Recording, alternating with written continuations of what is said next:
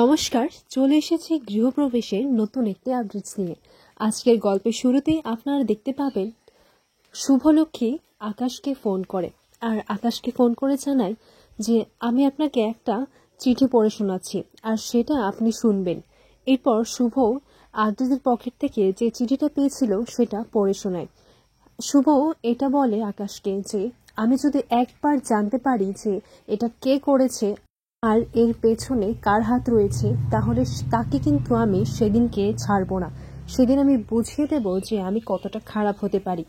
এরপর শুভর এই কথাগুলো শুনে আকাশ এটা ভেবেই নিচ্ছে যে এটা যা হচ্ছে মোহনার জন্যই হচ্ছে, কারণ এই কথাগুলো তো মোহনা ছাড়া আর কেউই বলতে পারে না আয়ানকে। আকাশ চিন্তা করতে লাগে যে মোহনা এটা কি করছে। মোহনা তো দেখছি একেবারে পাগল হয়ে গেছে, ও আমাদের মান সম্মানের কথাটাও ভাববে না। এটাতে দেখছি শুভলক্ষ্মী আর আদিতের মধ্যেও ঝামেলার সৃষ্টি হয়ে যাচ্ছে, আর দুই পরিবারই এবার বিপদে পড়ে যাবে। কি সমস্যাটাই না শুরু হয়েছে। তোকে আমি কি করে বোঝাবো মোহনা, আর তুই এরকমটা কেন করছিস?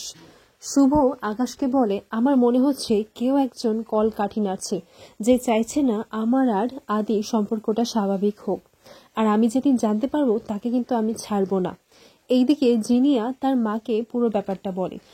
এরপর জিনিয়ার মা এগুলো শুনে বলে কি রে, তুই কখন এসব করলি বল তো জিনিয়া।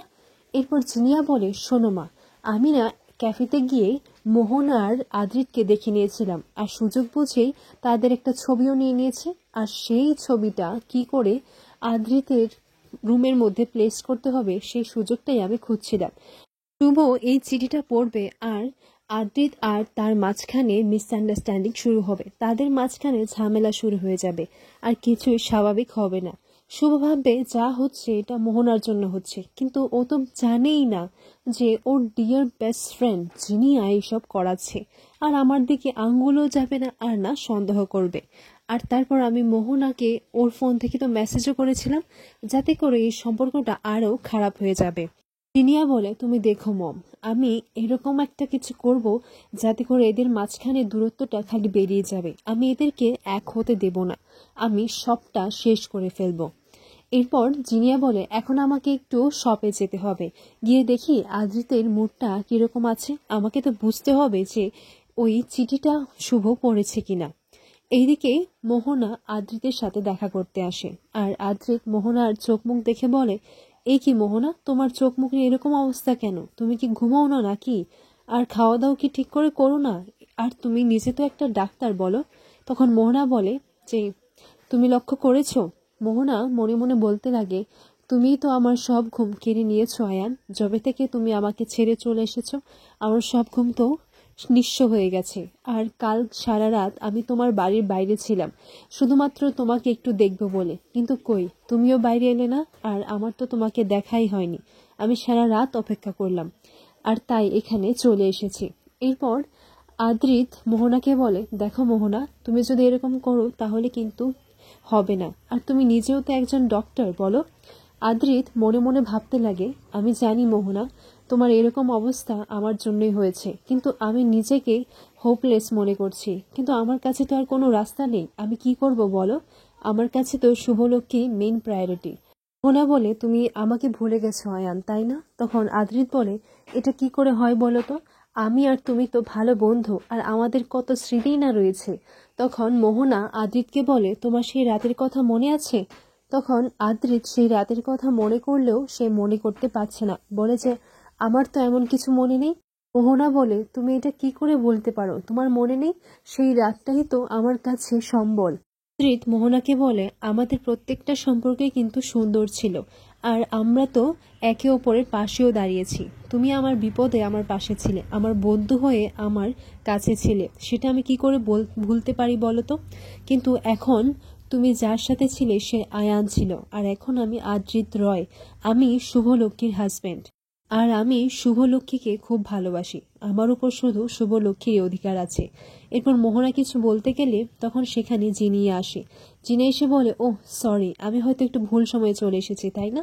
এরপর জিনিয়া সেখান থেকে চলে যায়, আর আদ্রিত এটা নিয়ে টেনশন করতে লাগে যে এই জিনিয়া তো শুভকে গিয়ে এখন কিভাবে কি বলবে কে জানে, আর এমনি শুভ রাগ করে রয়েছে, এরপর এসব জানতে পারলেই ও কিভাবে রিয়্যাক্ট করবে কে জানে। জিনিয়া বাড়িতে এসে পূরবীকেও ডোনার কথাটা বলে দেয়, বলে যে ও তো কখনো মাই হতে পারবে না, ও আমাকে না বলতে বলেছিল, কিন্তু তুমি তো আমার ফিউচার মাদার ইন ল হতে যাচ্ছ, তাই না আন্টি? আর এই কথাগুলো রূপক বাইরে থেকে শুনে ফেলে, বলে যে আমি ঠিক জানতাম এই জিনিয়া মেয়েটার এই পেঁচানো স্বভাবটা এখনোই রয়ে গেছে, এই মেয়েটা কোনোদিনও শুধরাতে পারবে না, এর ঘর ভাঙানো, এর কথা এর কাছে লাগানো, এই চলে যাচ্ছে, এই মেয়েটা আজও শুধরালো না। আর এদিকে দেখা যায় আকাশ মোহনার সাথে কথা বলে, মোহনা যখন বাড়ি ফিরে তখন তার বিয়ের কথা বলে। মোহনা বলে, সিরিয়াসলি তোরা এটা করছিস আর আমাকে না জানিয়ে? ঠিক আছে, তোরা আমার বিয়ে দিতে চাস তো আমি করব বিয়ে। এরপর আয়ান আর তার ছবিটা নিয়ে বলে যে আমি যদি বিয়ে করি তাহলে একেই বিয়ে করব, আয়ানকে বিয়ে করব। তখন মোহনার মা বলে, তুই এটা কি বলছিস, তোর লজ্জা হচ্ছে না? তুই একজন বিবাহিত পুরুষকে নিয়ে এরকম স্বপ্ন দেখছিস? তোর তো পাপ হবে রে মোহনা, আর তুই অন্যের ঘর ভাঙার কথা বলছিস। তখন মোহনা বলে, অন্যের ঘর? ঘরটা তো আমার ভেঙেছে মা, আয়ান আর আমার ঘর ছিল, আর তাতে কে ভেঙেছে বলো তো?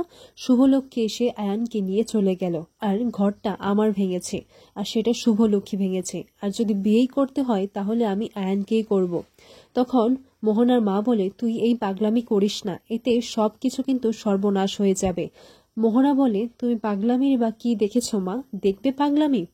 এরপর মোহনা গিয়ে দেওয়ালের মধ্যে তার মাথা জোরে জোরে আঘাত করতে লাগে। আর তখন মোহনার মা বলে, তুই এটা কি করছিস মোহনা, এইসব করিস না, তুই কি পাগল হয়ে গেছিস? তুই তোর পাগলামি বন্ধ কর, নইলে কিন্তু সব শেষ হয়ে যাবে। আর আদৃত্য বিবাহিতা পুরুষ, আর ওর কাছে তো শুভলক্ষ্মী আছে, ওর ছেলে আছে, তাও তুই এরকমটা কেন করছিস? এরপর আকাশ মোহনাকে বলে, তুই ঘরে যা মোহনা। এরপর আকাশকে তার মা বলে, দেখ তুই মোহনাকে তাড়াতাড়ি করে যে করে হোক এসব সামলা, ওকে এসব করতে বারণ কর, নইলে কিন্তু যে ঝড়টা আসতে চলেছে সেটা কিন্তু খুব ভয়ঙ্কর ঝড় হতে চলেছে। এইদিকে শুভ জিনিয়া আর পূরবীর জন্য জুস নিয়ে আসলে পূরবী বলে, না না তুমি জিনিয়াকে দাও, আমার বড়দিভাইয়ের সাথে কিছু কথা আছে। পূরবী সেবন্তীকে বলার জন্য সেখান থেকে চলে যায়। আর এইদিকে দেখা যায় যে শুভর মন মেজাজটা কিরকম আছে সেটা জানতে জিনিয়া শুভকে বলে, আচ্ছা তুমি ঠিক আছো তো শুভ? না মানে তোমাকে দেখে একটু ডিস্টার্ব লাগছে। আসলে আমি ভেবেছিলাম যে তুমি হয়তো শপে গিয়েছিলে, তাই আমি সেখানে গিয়েছিলাম দেখা করতে, আর গিয়ে দেখলাম যে সেখানে মোহনা আদ্রিতের সঙ্গে দেখা করতে এসেছে, তারা দুজন কি সুন্দর করে গল্প করছে বলো তো। এরপর এইদিকে শুভ ভাবতে লাগে, এই জিনিয়া আমার সাথে যখনই কথা বলে তখনই শুধুমাত্র মোহনার কথা জিজ্ঞাসা করে, বিষয়টা আমার মোটেও ঠিক লাগছে না। শুভ উত্তরে বলে, নিশ্চয়ই কোনো কাজ ছিল, তাই হয়তো দেখা করেছে। এরপর জিনিয়া বলে, শুভ এতটা ক্যাজুয়ালি উত্তর দিয়ে চলে গেল, নাকি ও আমাকে কোনোভাবে সন্দেহ করছে?